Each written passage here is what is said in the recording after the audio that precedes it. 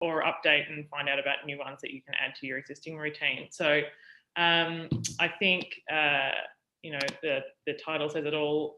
Your time is precious and you need to make it count, particularly in, you know, at any stage of any business. But I think when you're really resource constrained, you know, if you're in that early stage or you're just forming your team, it's really important to embed these processes into your company and what you do.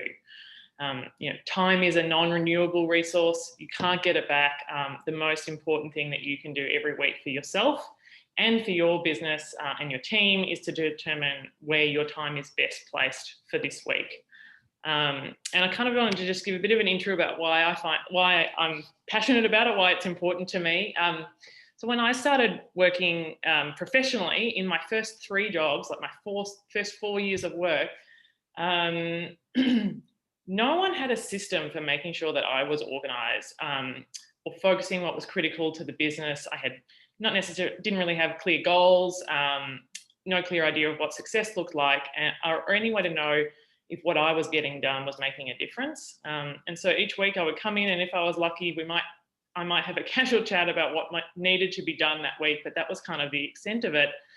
I just thought that was the normal part of working life. And then when I joined Car Next Door as the first employee 8 years ago, Will, our CEO, quickly set up a weekly Monday meeting with me and would religiously check on what I had planned that week. You know, he wanted to make sure I had it documented, that I had put it in my calendar, and, you know, we would have disagreements and arguments about what that was. And I felt really awkward at first. I was like, why is this guy looking over my shoulder? He's hired me to do a job. But over time, I learned that it meant that once we had some agreement on what I needed to do first thing on Monday, I could just get on with the doing. And my mind was free to focus on the work and not having to guess what was the next most important thing to do or to have my brain consumed with that sort of information. It was just about executing for the rest of the week onwards after we'd agreed on that.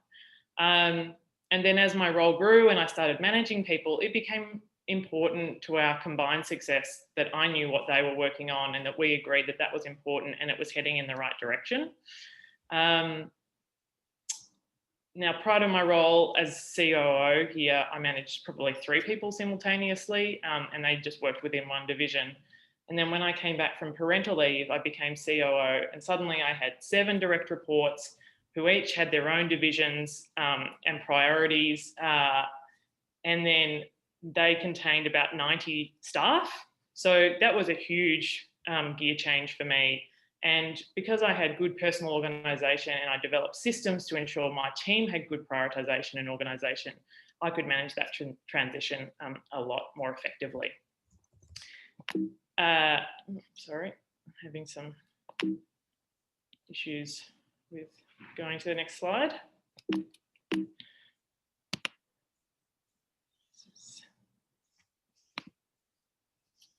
There we go. So what am I going to cover today? I'm going to try and race through the main part of this is your personal organisation, because once you're organised and you hold yourself accountable, then you'll do the same with with your team. So the first thing I'll talk about is defining your purpose, and then I'll talk through my Monday morning routine so that you're setting yourself up to focus on the most impactful work. And then the third part is, you know, providing accountability for your team to ensure that they and you succeed. A few just FYIs and assumptions that I'm making is that I'm assuming that you have a framework to set goals and priorities at a company and division level, OKRs or the like. I know there's another great Blackboard Giants Weekly talk on OKRs. And then the following is all tech agnostic. I started out doing this on Google Sheets, then we ran it off Trello, and now I use Asana, which I'm mildly obsessed with. But you know, you don't have to use a project management or a task management system. You can do it simply off Google Sheets. And then this isn't just for people in operations or senior leaders. Anyone could apply these principles to ensure that they put the high impact work first. So first of all, defining your purpose. So it's really important to be clear on what your role is, what your goals are, and what is getting in the way of you achieving those goals. Before I get into the rhythms and routines, I think it's really important to touch on this because it's so important to, it's really easy to get sucked into working on the most urgent work and be reactive. But that work frequently isn't the most impactful work that you could do, or your team should be doing, and it's often a response to the people and the jobs that scream at you the loudest. Each of us need to know what we're here to do so we can determine what that work is amongst that urgent stuff and what we should say no to, what we should be delegating to others. At Car Next Door, we run on a 4-month planning cycle. And this is when we redefine our company objectives, our company focus and OKRs. And once we've determined those company objectives for the coming period, I take time out of the day-to-day to review my purpose and what high impact actions I can take to provide value to the company during that period and help us achieve our goals.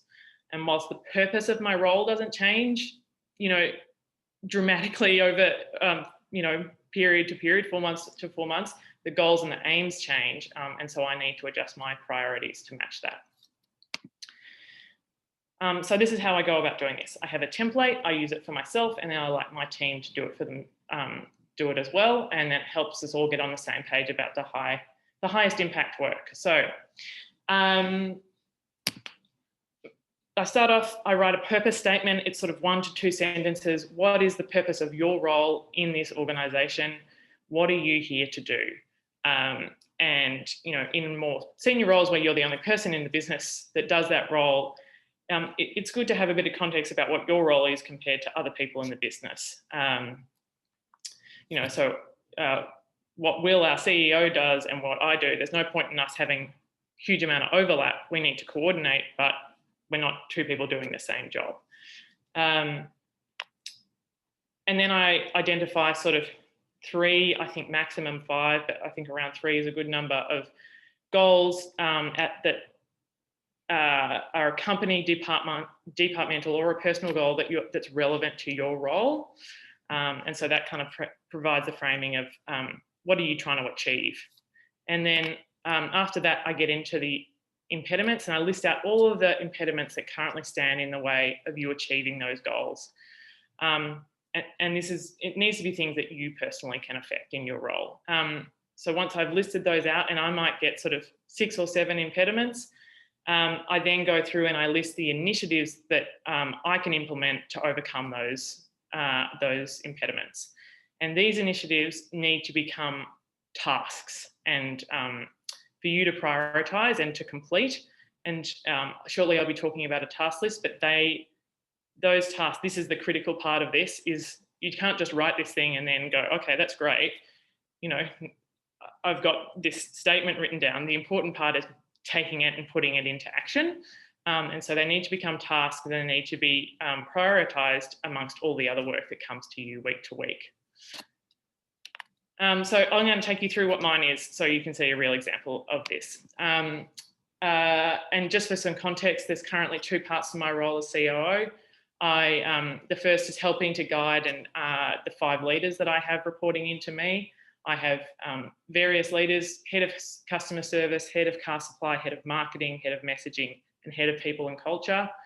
And then the other part of my role is that I own our company OKR organisation and delivery. And whilst our CEO is focused on the annual strategy and long-term sort of goal and vision setting, my role here is to make sure that we deliver on that. And so with that in mind, this is my purpose statement. So my purpose is to get the right people doing the right things in the right priority to get Car Next Door to break even. This was my purpose for the good part. And sorry, just a few technical. There we go. The goals for me are having a high caliber team to execute on our goals who love working at Car Next Door. And then the other goal is to get to break even by the end of 2020. We made a shift in our focus from sort of high growth to, we really wanted to focus on break even in 2020. We did that early in the year and shifted the whole company towards that. And FYI, we made it, which is really exciting. And then I'm not going to show you all the impediments and solutions, but I'm just going to take you through one example of one. So the impediment for me was making sure that we've got the right team in place who are growing in their roles, and the solutions that I wanted to implement for that were getting all my team to review and update their purpose statement so they knew what they were there to do. Implement a system for people to get 360 feedback so that they knew how they were performing in their role from all the people that they worked with or a cross section, and then ensuring my team have clear and specific personal development tasks. So they've got their feedback from various people, and they're working towards improving in their role. And then also making sure that my team have great lieutenants who are growing in their responsibilities was important, so that I could ensure that my leaders were working on the high impact stuff and their lieutenants were making sure that the day-to-day was taken care of. So that's just an example of part of my purpose, and that went on for sort of, as I said, sort of 6 or 7 impediments and solutions, and then I tasked out all of those solutions. So that's determining your purpose. And then, so now I know what I'm here to do, and I can focus on what I need to do week to week. And the next few slides are about my rhythms and routines that I have for organising myself and my team, so that we make sure that the most impactful work is executed. This is not the only system, but this is just what I find to work. So some fundamentals to this process are that you create a task for every single thing that you need to think about. So in every meeting I have, I write down actions for myself or the attendees and make sure they're assigned to people to execute on. If I have an idea that I want to run by someone, I write it down as a task. If I need to follow up with someone on something, it's a task. Even if an email is going to take you 15 minutes or more, I will get that in as a task as well, because it's just another thing on my list that I need to get done that's going to take my time. If someone posts a good article or some analysis that I want to read, but I don't have time to do at that moment, I will get it down as a task and prioritise it. And so when you've got all of these tasks, you need to make sure that they're all in a single list. You don't need multiple lists, you need one list so that you can look at them all against one another and then prioritise them. And so you've got all of your work coming together in a single place. With a project management tool like Asana and good meeting and personal management, when you arrive on a Monday morning, you should have 95% of the tasks that you need to do for the following week already in your list. But I have done this with Google Sheets. It just takes a bit more manual work, but it's definitely possible. You just need to be diligent. And so once you've got all the things that you could possibly do in a single list, you review that list and prioritise it weekly on a Monday before you look at absolutely anything else. And so this is the different sections of how I prioritise my list.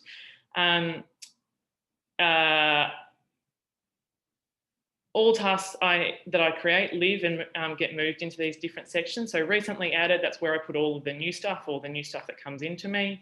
And unless it's super critical, I just leave it there and I only prioritise once a week. Focus. I identified 2 to 4 impactful items that I want to do this week, and they live in that section. And then the other sections today, early this week, late this week, next week, that's obviously all where I put all the other stuff that I'm trying to achieve in the week into those different sections, lay it out so that I can just move through that throughout the week. And then the backlog is where everything else lives. So if I haven't determined that I want to work on it this week or potentially next week, that's where it lives. And then each week I go through that backlog and determine what are the things I want to bring up into the current week. And that way I'm not forgetting anything. There's nothing out there that I have to, I've kept on a list on my phone, or I have to think about, oh, what was that thing? It's all there. And I might even have things in my backlog that might need to be done in 2 months' time, and there's a clear date against them so that I know when I need to bring that up into the current week. And so the routine that I have on a Monday morning, and it's really important, I find it very important that I do all of this before I do touch anything else. I have 2 hours on a Monday morning blocked out in my diary, and it says, do not book over. I will move meetings if people book over the top of it. So I come in and I look at what I planned to do last week versus what I actually got done. I review, and then I might determine any next steps on any of that, task those out. Then I'll review the new items and determine their priority in that list and move the tasks down. Then I'll review the backlog tasks and prioritise what I need to get done this week. I check my calendar for the next couple of weeks and task out anything I need to prepare for. And then once I've got whatever number of tasks in my list for the week, I then determine what is the most impactful work that I can be doing, and I move them into the focus. So there's a clear section that identifies sort of 2 to 4 things, and they sit at the top of my list. And then the next, and this is the critical part, is that I then calendarize those focus and high impact actions first before anything else. And so, I'll block time for 2 to 3 hours, depending on, how big the task is, and make sure that they get done. And then I'll go through and see what else that I've said I want to get done that week fits into my calendar. And if things don't fit, they need to be deprioritized or delegated, because, you have a finite amount of time. And so once I've done all of that, I'm ready to go. So I've identified the most impactful work against all the work that I have, and I've got it in my calendar, and I can just run for the rest of the week without thinking about it, because I've done the thinking once, and then I just run on autopilot. I'm a slave to my calendar from there on out. And so I do all of that before I check stats, before I open Slack and respond, before I check my email, and before I do any work.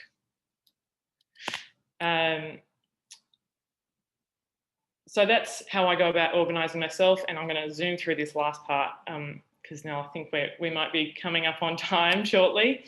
But once you've got a really good system for doing this, you just need to make sure that your team has a really good system as well, and that you're providing accountability. So as a leader of people, it's your job to make sure that your team know what they're here to do. Be clear about what the goals they need to work towards, and make sure they have a solid plan to execute.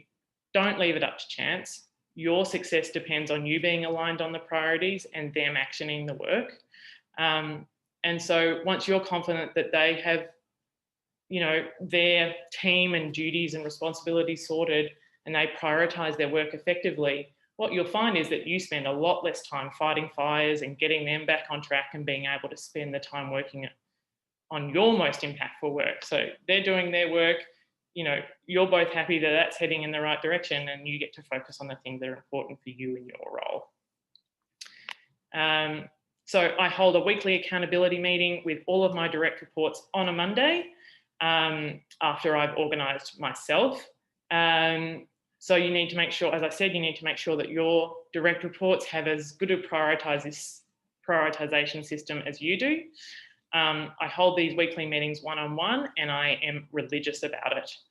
I have a shared written agenda that we can both contribute to, but I think it's really important that direct report runs this meeting.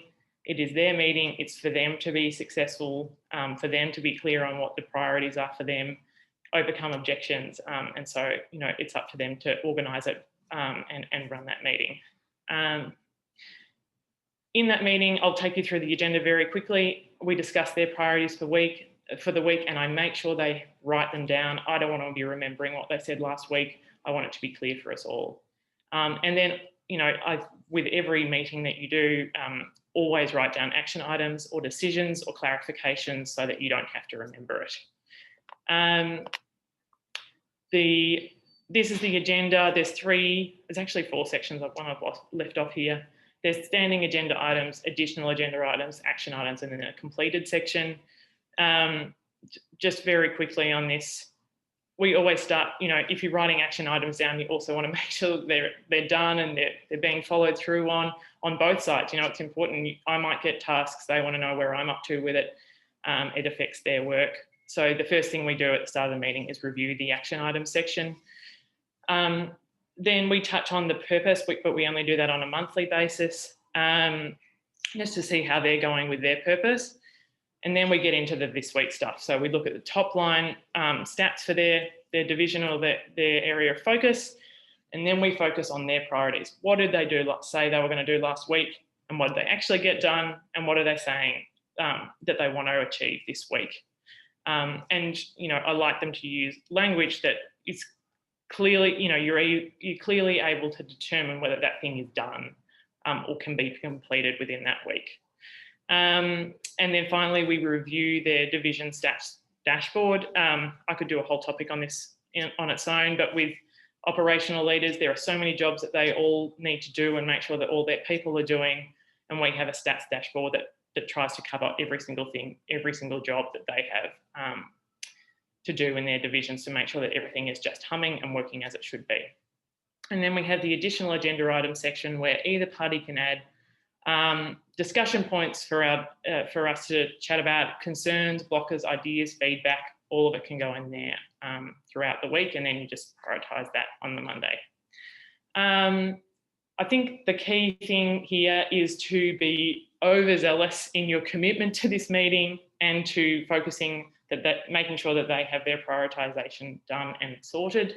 That is your job. You're there to provide direction, to make sure that they work on the most high impact stuff.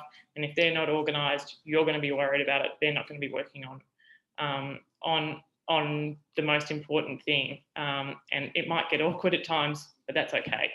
Over time, you'll realise that the conversations that come out of those awkward conversations or holding them to account actually make work life better for both of you. So just final slide is, I think the key things here are clearly defining your role and what success looks like. Have a single task list for everything you need to do. Don't have multiples, combine it all into one spot. Don't be a slave to other people's priorities. Determine what your own priorities and high impact actions are first and get them in your calendar, and then just live by your calendar. And then I think consistency is just 90% of making this work. Develop a system, use this, take parts of this and add it to your own, but just be consistent with it. That's with yourself, and then be consistent with your direct reports. And then, that's 90% of the hard work done. So, sorry, I kind of rushed through all of that, but I hope that was useful. That was amazing. Thank you, Merryn. That was extremely insightful and quite detailed, and some really actionable takeaways there. I do have a couple of questions that have come in, so let me jump straight into those. You did mention OKRs kind of earlier in the piece. So there's a question on, do you use OKRs, or are there any other techniques there that you would recommend? Sorry, should I stop sharing? Is that gonna... yes, we use OKRs. We have done for a number of years. We've done them at a company level and then scaled them down throughout the organisation, and in every single division. We found that was difficult, and so we keep them at just a company level, and then cross-functional teams contribute into those. Before OKRs, we did something. But I can't remember what that was. But it's essentially along the same line, setting some clear objectives and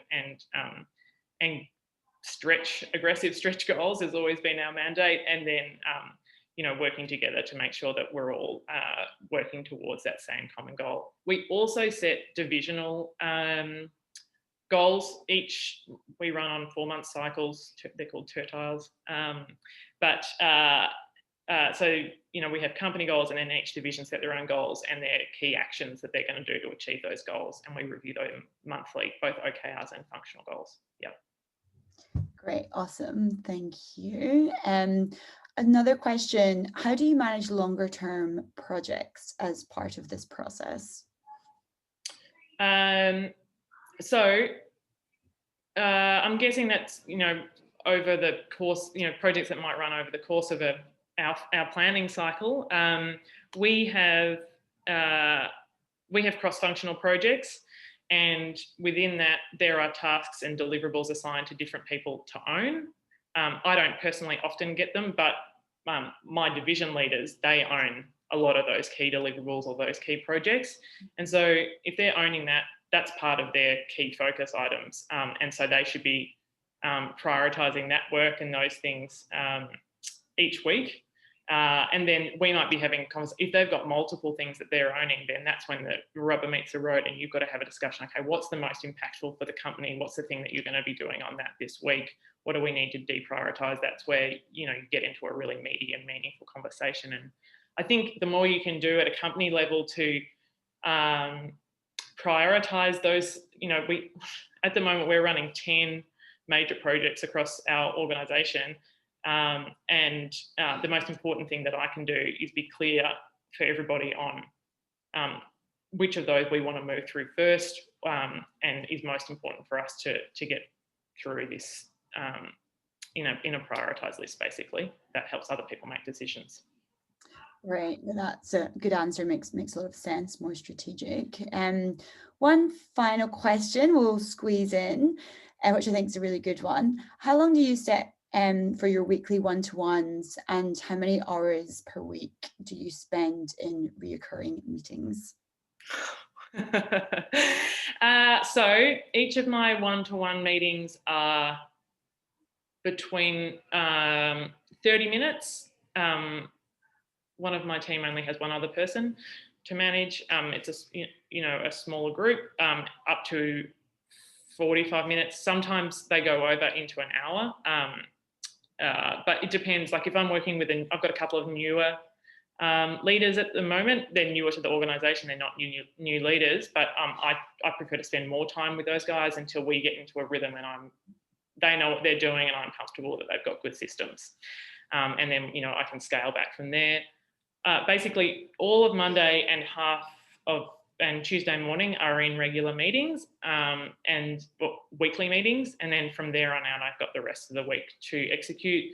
But then I might have monthly meetings where we're checking in on how people are progressing against their divisional goals or things like that. A lot of my time is spent in meetings, but that's just part of my role.